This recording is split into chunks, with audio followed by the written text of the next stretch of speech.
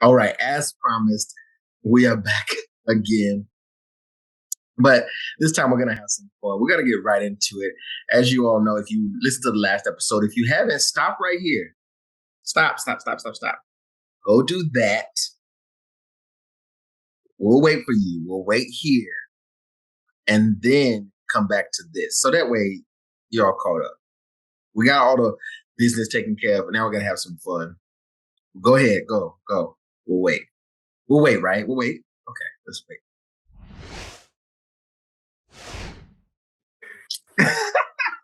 I think we can get to it. We'll wait for you to come back. But for those of you who had already listened to part one of this conversation, and we are now going into the part two of this, as I told you before, I recently, this year, for the first time, visited Africa, the continent, for the first time, and also my first time in Ghana, period. I'm going to give you a brief summary real quick. If this is even possible, I'm going to give you a brief summary of how things went. Okay, the whole process. The first thing was this way. I'll just gotta knock it all out right at the top, and then we'll get into everything else. I already had my passport from having traveled to many other countries before. Gotta have that, y'all. Okay, that's a given. Then I had to apply for my visa.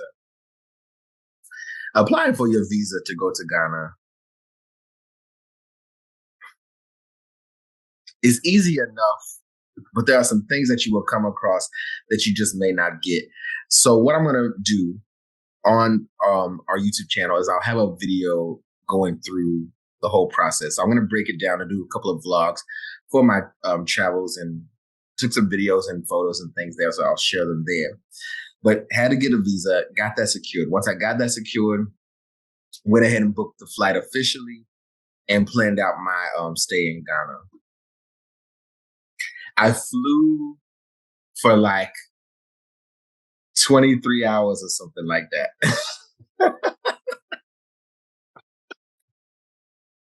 I flew for all day. I left on one day, ended up arriving in Ghana the next day, when Ghana is already several hours ahead anyhow. So yeah, I had to go from Louisville, Kentucky, which is where I was, to Chicago, from Chicago to Brussels, Belgium, from Belgium to wait, don't you fucking tell me.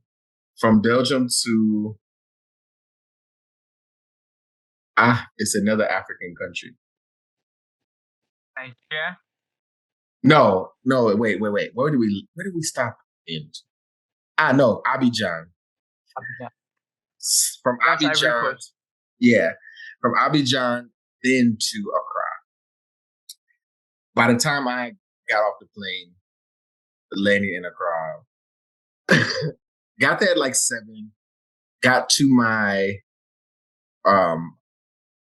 Airbnb at like 8 something, almost 9. It was a whole thing, bro. So imagine this. My first time coming to Africa, my first time coming to Ghana, I told myself, I said, I'm going to be here for like a month. And I wanted to get the full experience, right? I wanted to submerge myself in it as much as possible, which now looking back was a lot. I should not have done that, y'all. And I'll tell you why in a bit. But the first place I stayed was actually a very nice place, because it's like sort of like a hidden sort of gem. But bro, let me tell you, do you know what this place was?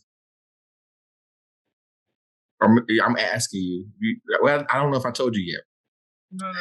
Bro, the first place I stayed. Now imagine this: I'm landing in the airport. So you know the airport area, right? Yeah. So that's a bit more neutral, because you're landing there. Things look a little different, but it's kind of like, oh, okay. So we are driving along, and we're leaving the airport area, and we are still driving, And we are still driving because the first place that I stayed was in Sotu. I don't even know if I'm saying that Okay. right. Okay, I Right? have friends there. Y'all, for a for a simple little Black American boy like myself, going to Sotu. Am I even saying it right?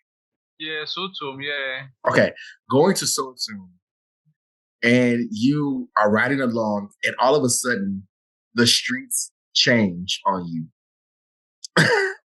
You're leaving the airport area on these paved roads, and it's like, okay, this is nice. Oh, look, they're selling stuff in the street. So I'm kind of like looking around, just taking it in. You get sold to, and you just start rocking. Your body starts just rocking side to side because the roads are. Come to Africa. Ooh, exactly. That's how I felt. I was like, oh, I'm really here now. Like I'm really out here, y'all. I was so that I wanted to make sure that when I got off of the plane and I was making my way to my first destination, that um I didn't get caught up in trying to capture that moment. I just let myself be. So I don't have video of my on my way to Sotum to recording that whole thing. So you just have to visualize it yourself. But woo, that hit me hard. The roads in Ghana are, I'm sure, a whole thing. A whole thing. Yeah. So that was my first stay. And I was like, okay, I wanted to kind of have levels of where I was staying. So after that, I went from Sotum, and I messed up my booking, y'all. I messed up when I was booking. How long did you stay in Soto? For a week. Okay. For my first week. And I messed up my booking. So I want to say I ended the booking on let's say like a Tuesday. I don't remember the exact day. Let's say a Tuesday. And then my next booking was on Friday. So I booked an Airbnb stay, and I ended it too early. Basically, there was a day in between where I did not have anything booked. So I had to find somewhere to be for that day, for that one night, right? So I was like, well, I'm just gonna have to find a simple hotel room or whatever.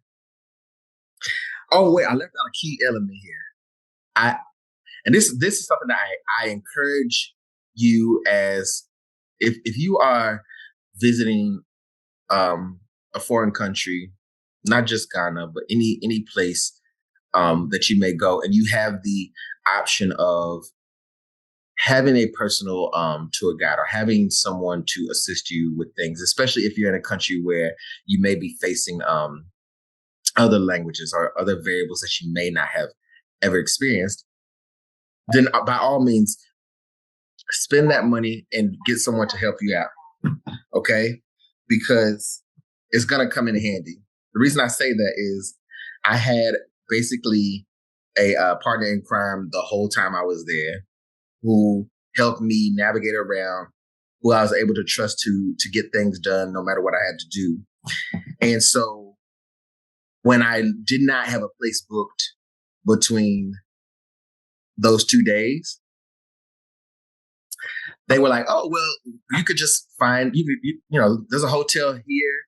It's sort of like a central location from where you are and where you're going. It'll be fine. So I was like, okay, let's do that. My mistake, because this nigga had us go and book a room at a place called, I want to say it was called like Maple Leaf Hotel. Have you heard of this place? What was the name? I think it was called Maple Leaf. Maple Leaf. Where is that place? I'm gonna tell you because I really need you to understand where I'm about to. Hold on. Wait, I'm on a computer. What am I doing? I'm gonna tell you. Hold on. Maple Leaf Hotel. Look it up for me. Yeah. Did you find it? Uh, It may not be even called that, but it was maple something. yeah, I've seen it. You see it? Yeah. Listen, y'all, never go here because yeah, like no, I had let me tell you something. So at first I thought I had gotten used to that place in Soto because it was like it was pretty cool. It was nice, and like I said, it was a hidden gem. When you went into the compound where you were actually staying, you do not seem like you're in Soto at all, right? So I was able to kind of get used to it. I was like, okay, I'm out here for real, right? I'm doing the thing. Going to this hotel for one night was the worst thing. I was like, I felt like it was like 1976 at that hotel. Y'all, they didn't accept any like digital payment. You had to have cash or Momo. Don't even get me started. And if I did not have my friend with me, because like I said, anytime that anything came up, I was like, come and handle this. I can't like bro, I can't do this stuff. So he did the whole Momo thing. The elevators were not working, bro. So I imagine me coming all of this way over 9,000 kilometers with the luggage that I have. So you have quite a bit of luggage because you're there for a month. So we get to the hotel, which again was a very affordable stay. So I'm not, for the amount of money that was spent, it was worth it. I think the room was like 70 cities, right? So it wasn't much. But woo, what what an experience. So we had to go up 3 flights of stairs with all our luggage and no elevator. Then we get into the room. Yo, I was like, I'm gonna be up all night because I only got the room basically so I could have a place for my luggage to be for that day. I was like, I'm gonna be up all fucking night because I'm not sleeping here. It was so fucking like it was like a previous hotel you ever did see. There was like writing on the wall, but it was like faint, so you couldn't really tell what it was. The bathroom light like flickered like an old fluorescent light. The paint on the walls was like half done, so the paint like only went up half the wall and then it stopped. Like the key to the room. Oh, the key. They actually had a physical big ass key, which the last time I don't know, I can't tell you the last time I ever been to a hotel where the key wasn't just a card that you tap on the door. It was becoming very, very evident that I was not in the US. Okay. It was hitting me. It was hitting me. But it was fine. I made do a bit. I stayed up all night making TikToks. Um, but it was like the worst thing. The view from the room was actually pretty nice. But y'all, don't ever go there. Don't ever go there. They wanted me to leave a review. The girl at the front desk was rude. Like, but just the only reason I bring that up is to say like plan out your trips all the way, y'all. Don't make that small mistake where I just forgot to like. It was one day I could have stayed at where I was for one day longer and everything would have been smooth. But because I did not, hit all my marks, I had to make a last minute decision and book some crazy hotel room. I have to find you the videos that I recorded in there because yo, bro, it's insane. And also it's never mind. I'm not gonna bash the place too bad.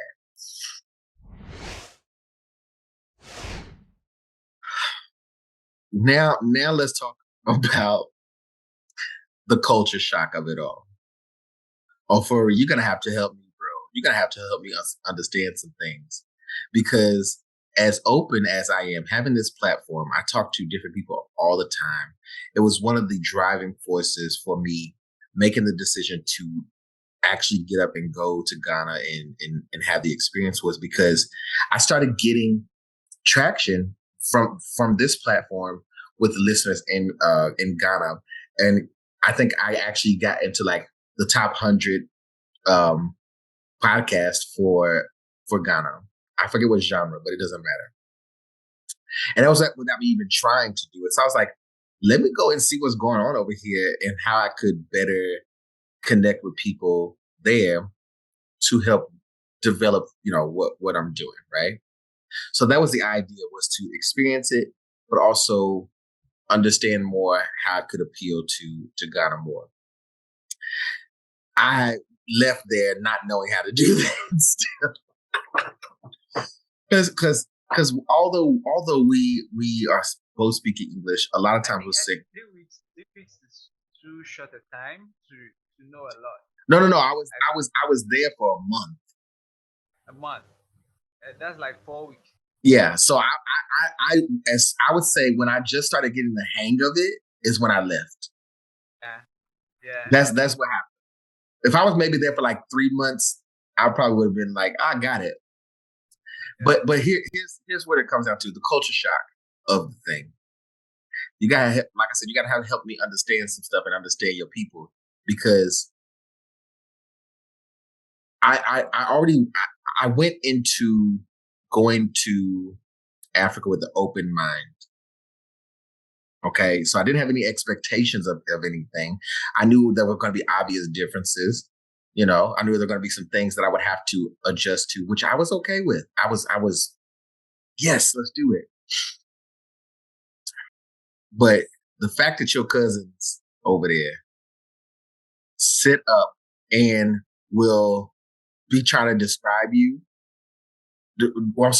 trying to describe me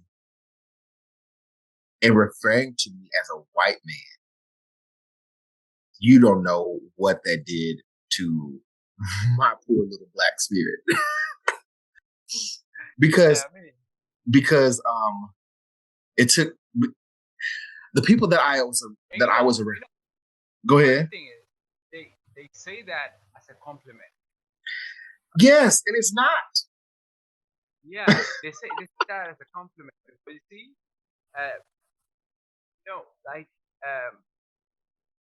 ladies here, even males here, buy bleaching cream to get a bit lighter skin because they don't like the black in their skin. And I mean, if you go around, you see billboards that shows all these, cosmetic products and all that, trying to depict that. Me working in the photography space, we take pictures of females, and then you have to quite look them, clean them up, make them look a bit fair. So we have this how would I put it, inferiority complex, right? And I think you don't struggle with it because you stay with a white man, and then you know that guy also shits too, right? But me here in Africa is like, that guy is way off, right? And you have almost and everything that we consume, the media we consume, the religion we consume, everything we consume here is quite inspired, all right? It's quite inspired. And you wouldn't have any issue with it because you go I know your tricks. I know you white boy. Yeah. You stay with the white boy. So you go I know you white boy, but I can't say that. A lot of my people can't say that. All right. They see white man and they see Jesus and they see, all the other folks, all the other characters that we have in those spaces. So it's like that. So they're actually telling you a white man. They know that they are complimenting you because if you're rich, right? If you're rich to some point, or if you're occupying a certain social, there are certain things that are required of you. You should dress white, you should speak white, you should look white, you should behave white. So, and it's let me be the first to say this. Probably not even the first, but let me say this as we're talking right now. To any Ghanaian listeners, West African listeners, any Black listeners, period. That's all, everybody, right? So stop that shit, okay? It's not. It's Nigerians not don't move cute. like that. It's not cute. Nigerians It's not. don't It's like, dude. I'm just like, no. I had to have literal conversations, like deep conversations with those who I was around the most, to let them understand why they should not be calling me a white man, right? Of course, you can't do anything with everybody else, you know. But the people around me, I was like, yo, let me talk to you, because this is the problem, and this is why. I feel that now this will be a bit controversial to say, but as welcomed as I felt in Ghana, I mean, everywhere you go, Akwaba all day, right? They are going to make you feel welcome. They're going to be so hospitable to you. But Ofori, I can't say truly that I ever had the experience that a lot of Black Americans speak of. You go online and you can find videos like this. You know, now people say, "Oh, we traveled to Ghana, we traveled to, you know, whatever country they choose." They'll say they went there, and it was such a wonderful experience. It was so spiritual. It was so amazing, reconnecting, feeling at home, and that never occurred for me. I must say, I felt welcomed. I felt accepted. I felt um I felt okay, right? I felt safe. It was all fine, but I never felt like I was at home in Ghana. And I know, like, people are gonna be like, well, what do you mean by that? This is not a bad thing. I just want to understand. I just want people to understand my own personal experience, and maybe you can help me understand why I would feel this way. Before you came to Ghana or Africa, what was the image like? What was what now? What was your imagination of it like? Well, before I first came to Ghana, my idea of it was, okay, let me put it this way. My perception of what Ghana was heavily skewed by people who have visited, who have loved it, who have gone back multiple times. I was listening to other stories and hearing them, never once anticipating that my experience would be the very same as theirs, right? Because we go there for our own personal experiences. But there had to be something subconsciously there, because not once did I stop to think that the person who is telling me this is, you know, from Kenya, or the person who's telling me this is from Nigeria. The person who's telling me this, parents or grandparents live in Ghana. The person who's telling me this basically can blend in amongst Ghanaians. I did not even consider that part, because as a Black American,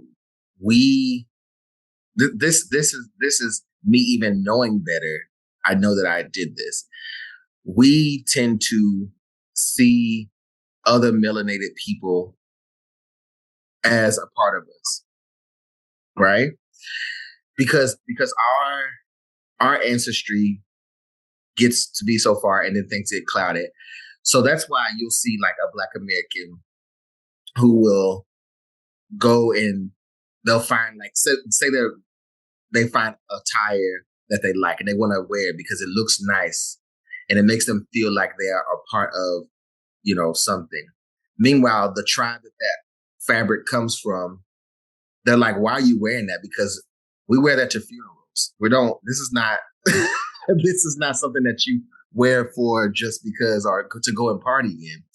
But our understanding of the continent or the way we embrace it is so broad that we will feel just as at home, in Sierra Leone as we would in Ghana, right?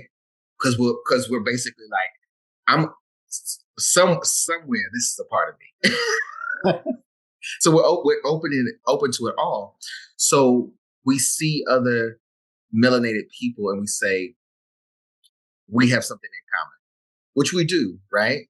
But when it comes down to the cultural part, there's a huge distinction that we don't always address. Is that while we may look the same at times, or we may speak some of the same languages, we may have some of the same habits, right?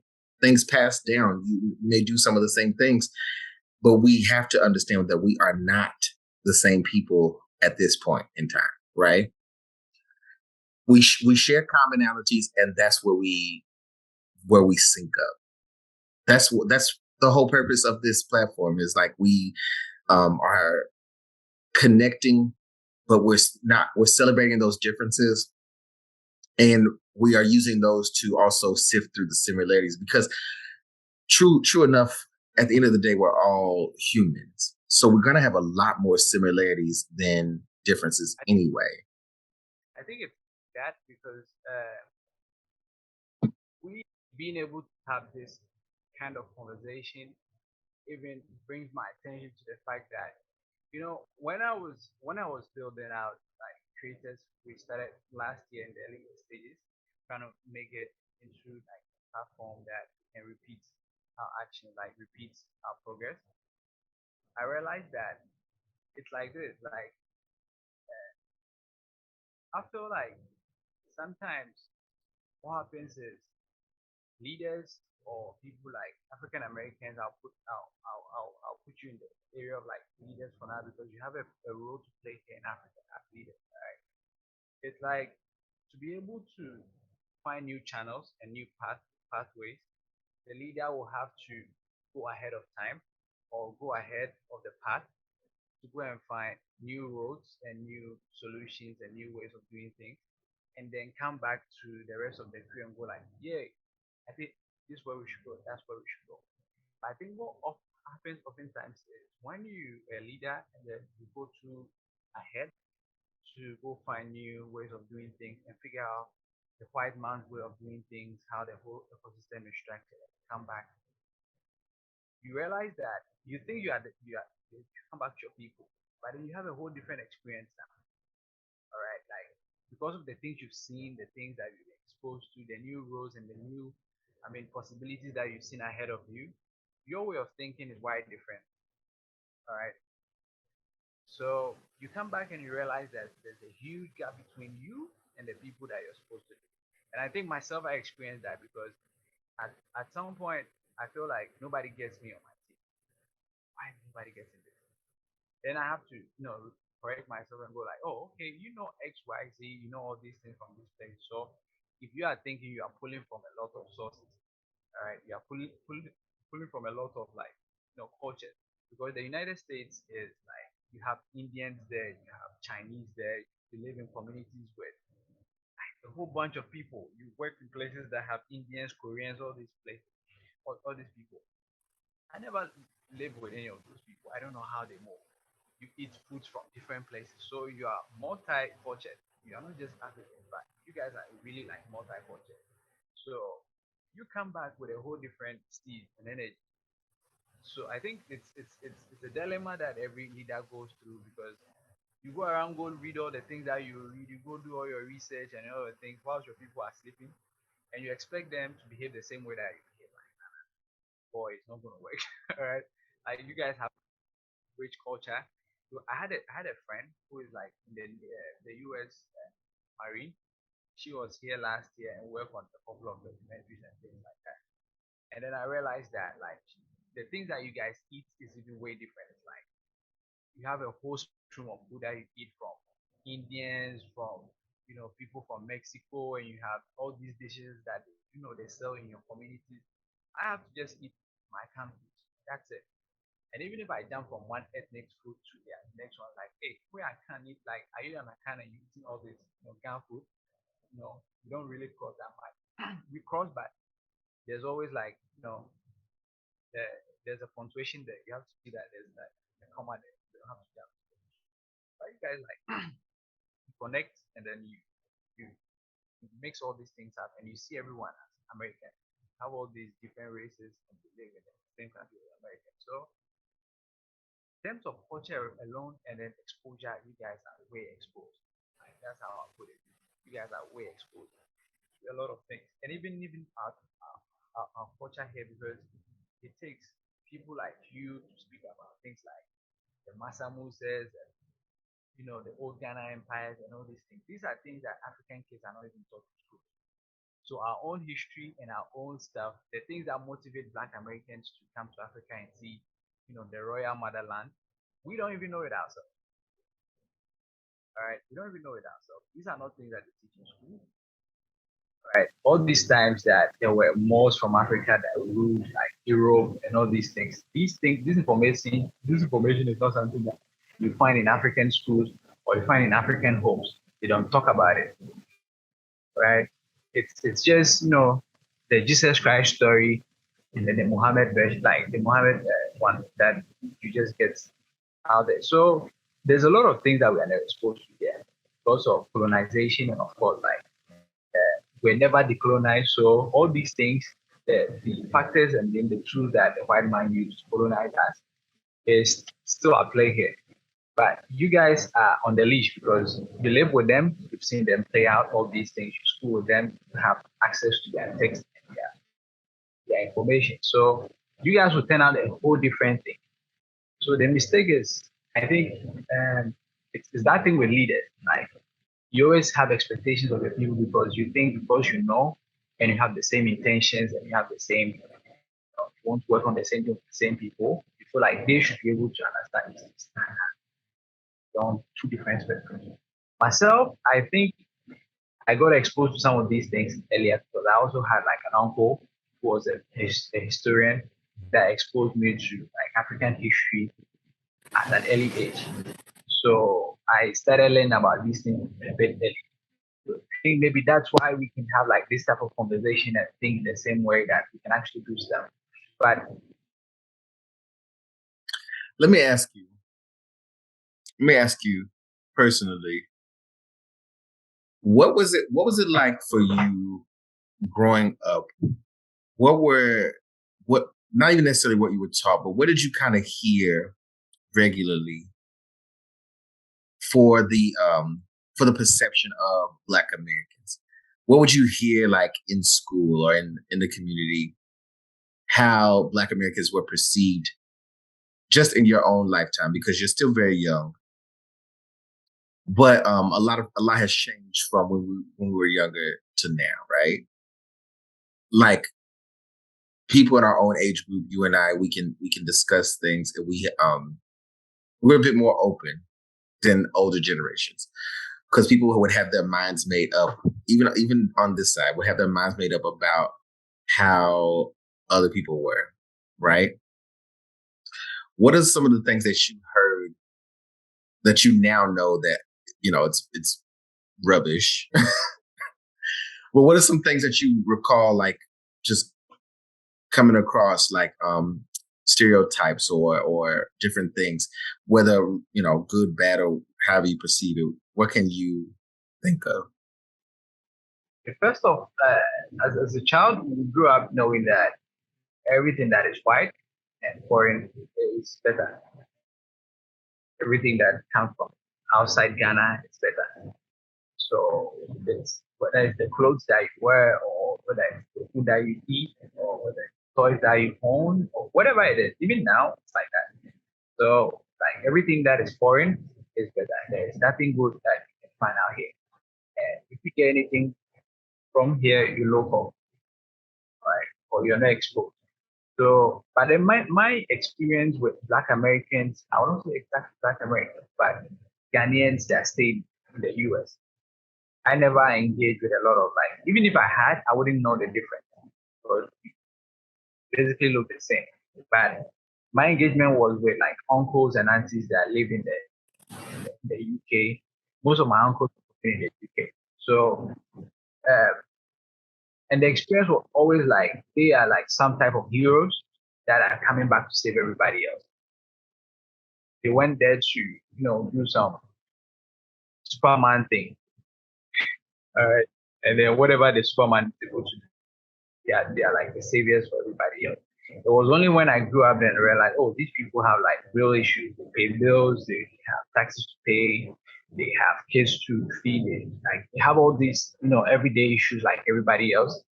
And they get knocked out from job places. They are not like invincible to all the things that people face, and that they have even more trouble than us. Right. So like that was the experience. But I think it has always been the experience. Like even now, like if a young person from Ghana travel outside the country for even 6 months and come back, even people that works at the bank who are friends to him feels like he has brought in some new money.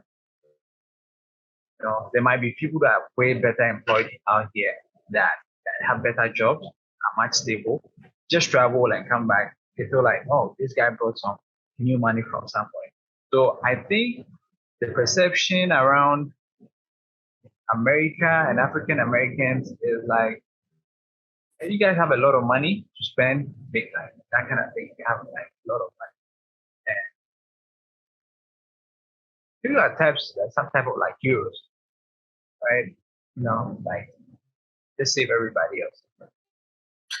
Do you think it's interesting? And I think it's the same thing in the US during Obama's time. When Obama went to become a president, everybody was expecting so much from him. And it was the same thing in Africa because it was like when Obama became president out here, I was very young, but I knew that even out here, people had a lot of expectations from him, like, oh, this guy coming to save everybody else. And for once, all this white supremacy thing will come down. I think there's one thing out here that we need to point out that you should know right off the bat about Ghanaians is that we taking on leadership positions is a bit difficult. And I think it's because over the long period of colonization and even after post-colonial periods, we haven't had like a very good space with our leadership. So Ghanaians are not inspired to really take on responsibility for things. All right. So when you talk to a lot of old folks, we know of all this white supremacy and white people taking our gold and diamonds and all these. But then what are people doing about it? Zero. So if it is not Bob Marley that looks like you, white, that looks like a white man that will have to speak about it. If it is not Tupac that will speak about it, and if it is not you that can speak about it, the Ghana man doesn't have anywhere to speak in.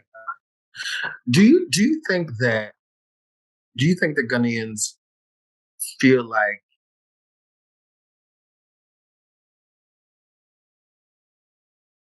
do you think that they don't think the colonization or the systemic racism affects them? The thing is, it affects us, but the system has made it look like it's not affecting you. So you can't fight something you can't see. Right?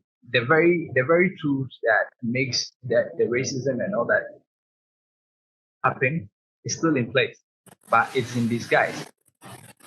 So they don't even see it. They don't even know. A lot of people know where the problem is coming from. They don't know. So they can't even. So, but at least when you speak to Black Americans, they get it. They know exactly what it is. All right. But maybe they don't have the tools and then the right actions to fix it.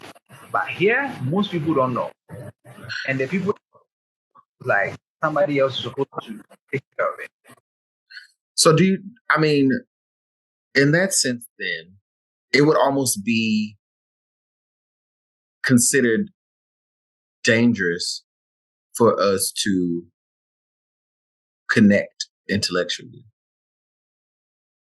So that's where I think this comes in. Do you know So what I I think, mean?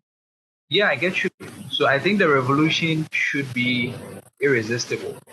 And that is why we are in the media space. All right. In the media space, we can make anything laughable and danceable. So long as the person is, because you listen to Benna Boy, right? And I think Benna Boy is like one of the people who are making sure that they are cutting through the culture with the information, but it's on beat. All right. So we can still connect intellectually, but then maybe not always like this. For the masses, we need to find a way to use the very same tools that these folks use, which is dance, prayer, music, film, all those channels to brainwash the people, start all this systemic racism engine. That same engine we can use to reverse it. So it doesn't have to be pure intellectual, sit down, let me, crack the thing into your head kind of thing. Right? It has to be spoon feeding them through media, spoon feeding them through, all the various aspects of media. Right. So it's still kind of it should happen. Right. And I think where we sit, and I think that's where, for some reasons, we found each other. Yeah. Yeah. I mean, it's definitely happened more and more often. So just despite my own Ghanaian experience, I'm not like closed off to visiting again. I'm not like, um And the thing is, actually, like, there's a whole lot of influence that you can have here. So you see how Ghanaian gravity told you, you you look like an ideal. I mentioned something earlier that you guys look like heroes to Ghanaians, all right? That you can actually save them. So I don't know if you had experiences with people asking you money. here, I hear you. I hear you on that, but here's my issue with trying to get a Ghanaian to understand that we should be valuing each other so that we can then progress together, right?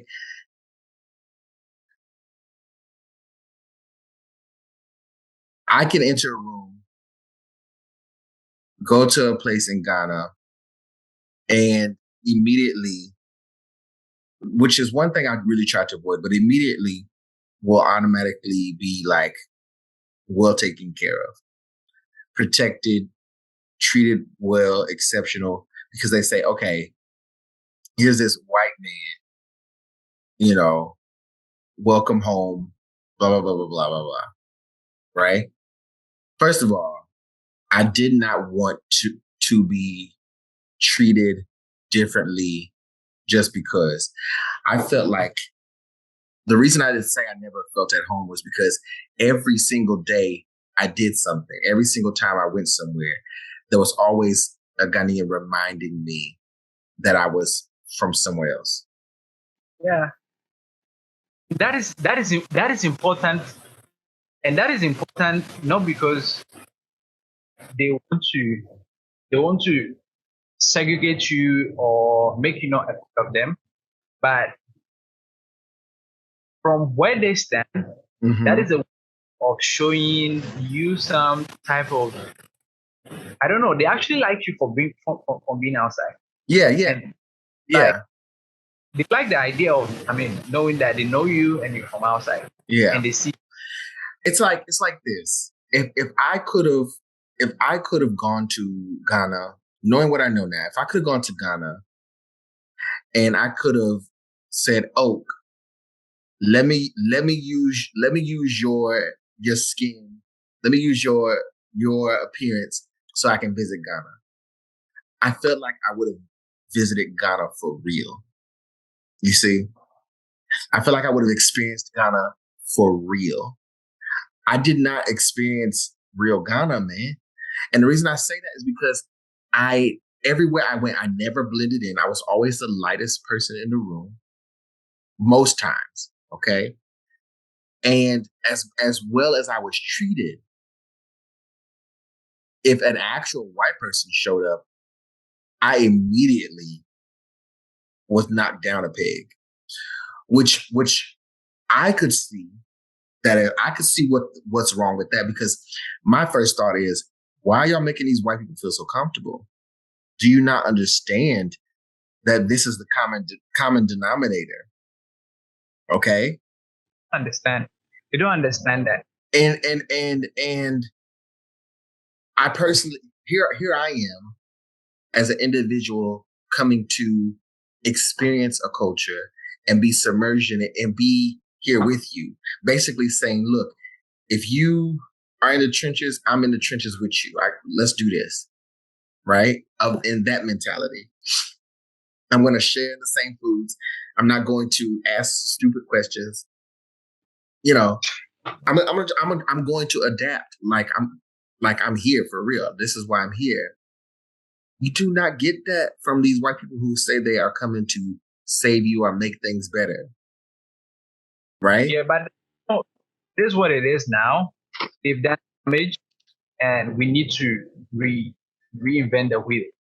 All right, we need to reinvent the wheel. So as much as we wished that we will just like connect and just be able to, I mean, do things together without that, uh, it's going to be a problem.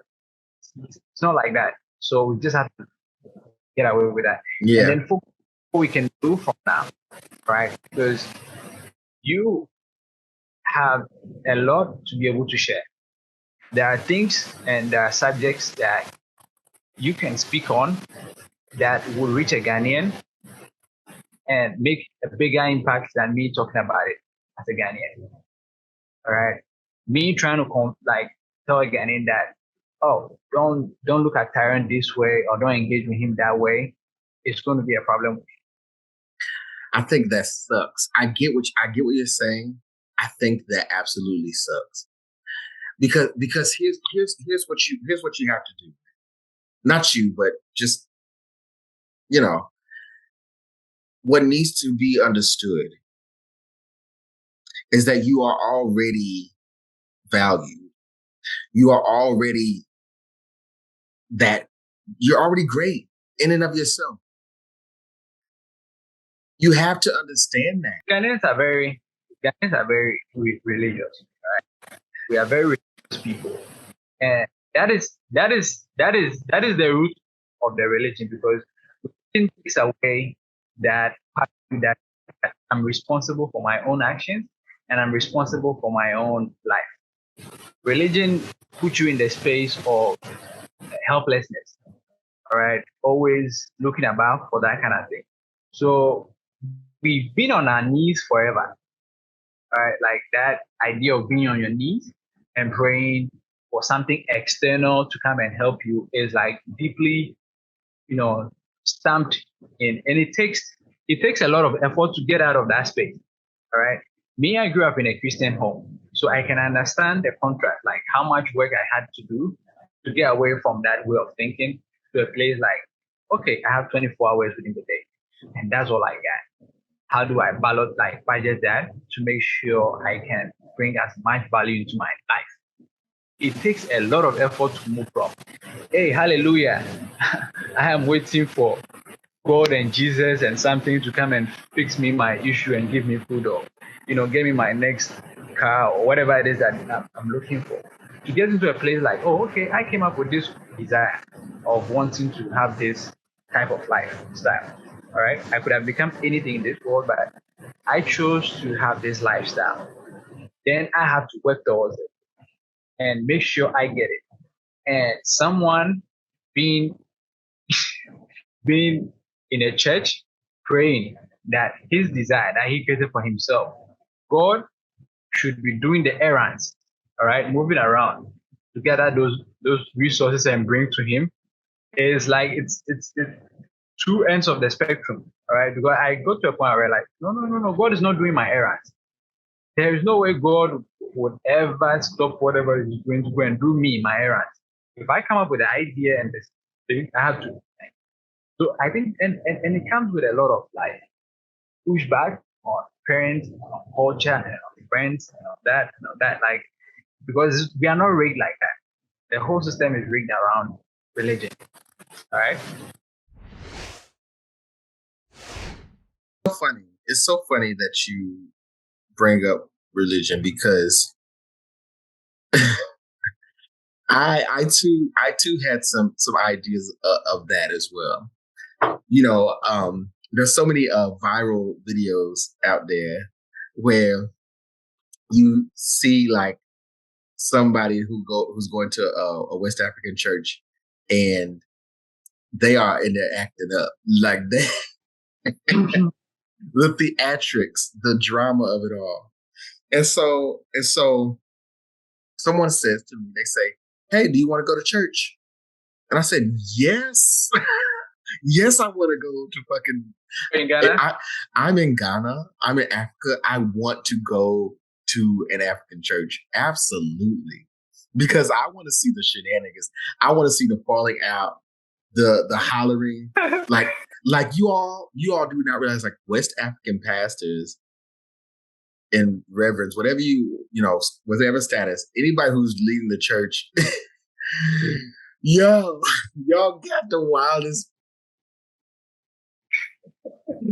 Black people in general, we do church different. We do religion in a way that makes it work for us. It's right? a whole different level. A different level, but West African church? What? So I was like, yeah, hell yeah, I want to go. Right? Now, I was like, yeah, I'm going to go because this is what I'm thinking. I'm like, I'm going to get to experience church and it's going to be uncomfortable. I'm going to, it's going to be what it is. But I wanted to be like people falling out, kneeling, praying, shout, all the shit that goes along with it. I was ready. I ended up going to some cleaned up church, some sort of mega church, right? Yeah. They had plenty money and plenty to send out for guest speakers. I get to the church. I said, okay, bet. So I'm like, what do I need to wear? Oh, you can wear whatever you want. That was red flag number one.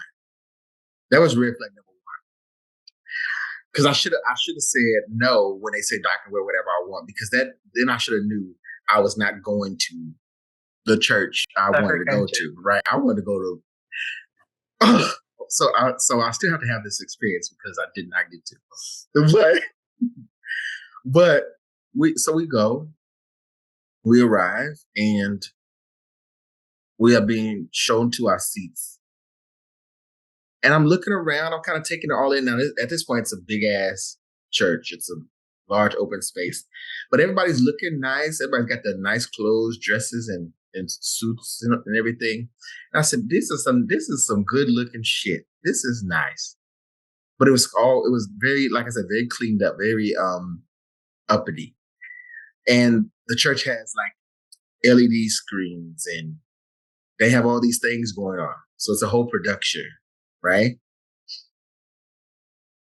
And then I said, I'm kind of like, just focusing on the environment. And then I finally start to listen to the speaker. Okay. And I said, I know as I walk into my seat, I don't hear a fucking like Irish accent. Okay. I was like, I know this is not the case. I shift my head and there is a little short white man from Ireland speaking to this crowd of Black people who are singing and they're dancing and they're clapping and they having a good time. The optics were bad for me. This is me as a Black American, knowing of systemic racism, knowing of colonization, having to live in that every day. And my first thought is, y'all couldn't find a nigga to come and be a guest speaker? There's Black pastors all over the world that could have come and spoke, right? But also, y'all don't see this? Y'all okay?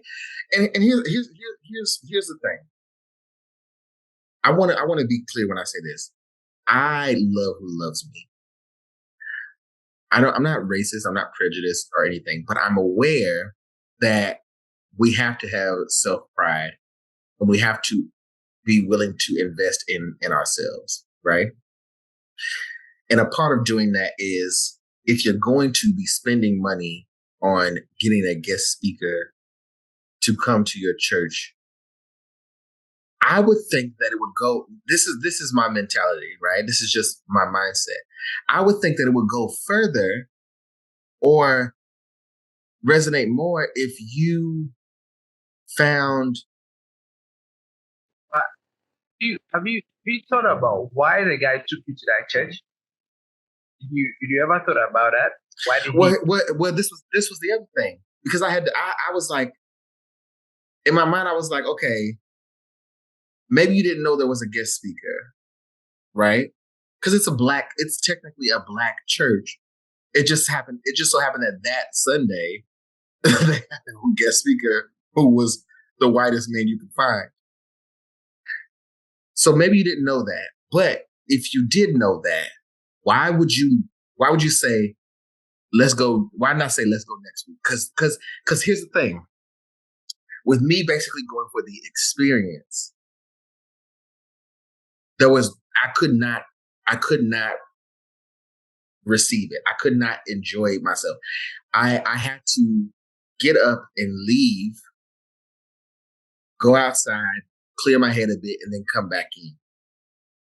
I also had to take a call because I was like calling my bank because it was a whole thing.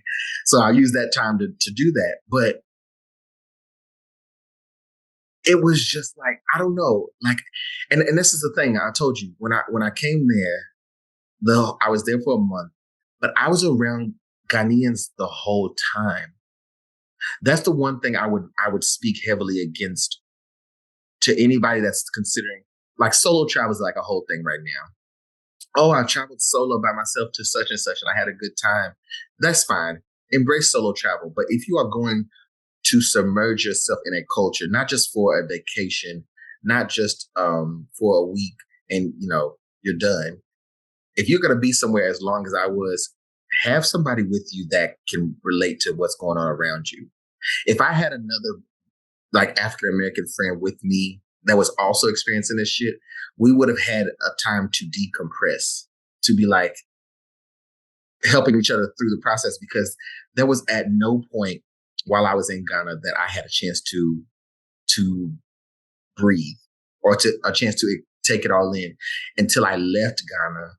Days after I had already returned, I was like, whew. Because I was around people who were locals, who were native to the country, who also didn't see issues with certain things until we were having talks and conversations about them. You know what I mean? That sent me up a wall, bro. Imagine like the look. I'm sure like if anybody was paying attention to my face, I'm sure I was making faces. I'm sure I was making like so when you bring up religion and its influence, to not only see that, which is one thing, I respect people's beliefs, but then when you stack on top of that the colonialism of it all, the colonization of it, ay ay ay, oh Jesus, um, yeah. Just let me just say, after that I did not go again. Charlie, the thing there, it's obvious, and people. I think to some point these days, information is out there, so people are kind of accessing, new information. But it's the culture, and so we have something else that they can equally engage with to replace it. It's not like, oh no, forget about religion. If they forget about religion, what are they jumping onto? Because there's nothing else there for people to latch on. So generally, I think it's you guys have like a part to play, And the other day, I was telling my other friend that I like the idea that the current president came up with opening, doors to African Americans to revisit home and do all this. Because when that thing happens, what's going to happen is conversations like this. And you guys will call out the red flags. We can also call out the red flags. And then it's just, you just keep on the conversation going from there. Because it will take an outsider with fresh eyes to see the mistakes. I stay in it and I'll never see it as a problem. All right. Until you come here. And there are also things that maybe opportunities and accesses that you have in the US that you might be taking granted for all this while.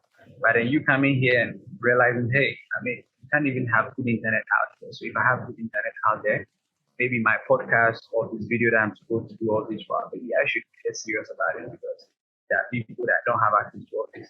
Maybe I should take more advantage of it. So I think that is a great start. Start coming up with new realization because it takes those two contrasts, like you from a way different side of the spectrum and me from the other side of the spectrum to rub against each other and go like, boom, I think this thing is not really good out here. Like, can be improved in this way. That way. I agree. I'm so, I never take this medium for granted. And I always went into it with a very clear intention that I want to have these conversations and these true connections with others who otherwise may not be talking to someone outside of their own circle. You know what I mean? I intentionally will reach out to guests that may even have opposing views about something than I do, because I want to, you know what I mean? We may not agree on, trivial things, but at the end of the day, I'm a strong believer that we need all of us. Right? That's just what it is for me. And this experience that I had in Ghana, which again, there will be a vlog. I will go into detail about all the good stuff, the bad stuff, you name it. It'll just wait, guys. I'm working on it. But there could very well have been someone else. Excuse me. There could very well have been someone else in my shoes who had this experience that I had, who would have been immediately turned off from, I didn't enjoy myself. I didn't have a good time. They made me feel like this. It is what it is. I've already been to a lot of countries. I've already seen different people. I've already started out on this journey of experiencing different cultures. So for me, like I said, the idea here is to see the differences, celebrate them, and share our similarities, right? Because in that, we're going to find a medium. We're going to find a common ground where we can say, okay, maybe we can start working on this here. All I want to say to Ghanaians is this. You have to begin to understand that you are worthy of coming first. Okay? It's not wrong. It's not prideful to feel like you come first, that you are worthy of greatness as well, that you too deserve as much respect from anybody else that's visiting your country, that's visiting you, as the other way around. We have to get to that point that you see your value, that you see your place in the world as not just, someone, like you said, just in a begging space. Start to clean that out, whatever you have to do. Whatever you have to do, ask questions, talk to somebody who's been through it before, who's been other places, or who's seen other things, who can get you some understanding of why you are as important as anybody else, because I feel like there is a disconnection at the source there. I feel like Ghanaians are so hospitable, so ready to accept and embrace people that they put themselves second. It may not be the case. Again, this is just how I feel based on what I've experienced. I want to do whatever I can to change that. Here's what I think I'm going to do, because we got some work to do based on just this conversation that we've had. Oh my goodness, we got some work to do. Here's what I'm going to start doing. When I visited Cape Coast, immediately I was greeted by locals, right? Some of them trying to sell you things, some of them just want to welcome you, whatever, right? But everybody wanted to give you your Ghanaian name, right?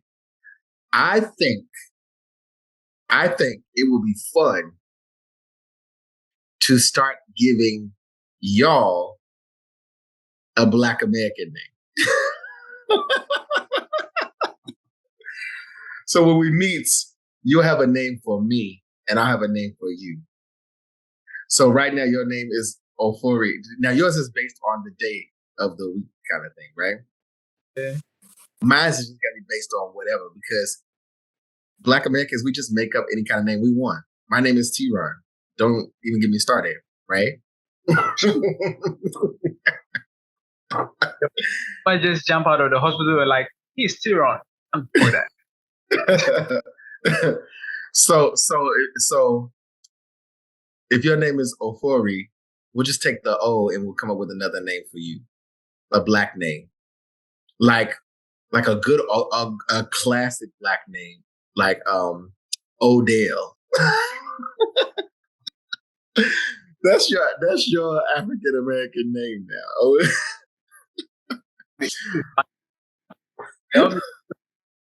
But a lot of people that looks like me are dropping their English name, especially their Christian name. So I had a Christian name and I had to drop it off. I don't even call it anymore. And I don't use Yeah, that don't worry. I'll give you your name now is Odell. That's actually gonna be my thing. I think maybe I'm not you even guys joking. should bring more Black American names, so we replace them with a Christian name that way. Yeah, I got you. That's today we're deciding that that's gonna be a thing. Trust me. Come some years later. Yeah. Oh goodness. Well, I think it's safe to say that we've covered a lot of ground here, but we have definitely come to the end because we are in the thick of it. I feel like I could have 2 more hours of this conversation, truly, because there's so much to unpack here. But I won't keep you for that long. I want to first thank you for taking the time to do this, because we are doing this in such different time zones at such odd times, but we're making it work. And I'm so glad to have met you, and I know that we are gonna, be in touch much more often. I got some work for you. I need some help. I need some help. But we will sign out here in a moment. But if you could, let people know what to look forward to. What is it that you are working on? How can they get in touch with you, follow you, all that good stuff? Yeah, so we've been working on a platform that would help Black creators be able to ship content even faster. So we have a platform called Salesbit, and we put some of these young people that we're training on the platform to be able to edit videos, edit podcasts, graphic designs, and all that. So it's more of like Fiverr, but with a Black touch, and you have access to your creator most of the time, so you can do more. And we have, amazing packages with unlimited, content repackaging. So you guys can check it out if you're a Black creator that needs to ship your content very fast. You can send them to Africa, we get them done for you. And how can people find you online? So with that platform is www.salesbay.com. And myself, I'm Oak360 on Instagram, and Ofori Ankah Kofi on LinkedIn and then Facebook. All right. And I'm going to make sure to put all that information into the show notes where we can make sure that we put all the links in. And again, y'all, take this serious. So often we sit around and we talk about like how we can build bridges or how we can work together on doing things. And we literally just gave you an option right now. Okay. Anyone looking for editing work, digital creative work, go ahead and start getting rid of that stigma that surrounds your ideas of working with someone from an African country, because the talent is already there. The skills are already there, y'all. And you all can begin to connect through your work. So I encourage you, definitely check out what Oak is doing over there. And if you have something that you need to get, done and make it look nice and look good and pop and flash, do it. Okay. You can find us all over the internet. That's Ubiquitous Blacks. Type it into your search engine. If you don't know how to spell it, Google will correct it for you. Just click on that and then you will find us. You can email us, ubiquitousblacks@gmail.com. Comment on the show, questions, whatever you want to do. And if you are listening on Apple Podcasts, Spotify, any place that allows you to leave a review, then by all means, leave a 5-star review. If you do not want to leave a 5-star review, don't leave a review. Okay? Like, seriously, come on. Why would you do that? Come on, y'all. Don't do that to me. That being said, we also have our YouTube channel. I'm trying to get this channel to grow. I'm trying to make this thing happen. If we can get, I'm not even at 100 subscribers yet. That's absurd, y'all. What's wrong? I'm just now starting to take the YouTube serious, so perhaps it's my fault. But we have to get these numbers up. What I'm going to do, when we start reaching milestones on the YouTube page, I'm going to start doing some giveaways. So for listeners, I will drop in a gem somewhere and we're going to start doing giveaways. I'm going to, depending on where you are, I will cash up you, I will Momo you, something will happen and I will bless you because we're all in this together and we may as well give you a little bit of love. I'm going to work on something. So just stay tuned for that as well.